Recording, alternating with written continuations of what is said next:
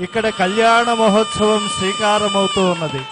రామాయ రామభద్రాయ రామచంద్రాయ వేధసే రఘునాథాయ నాథాయ సీతాయా పతయే నమః.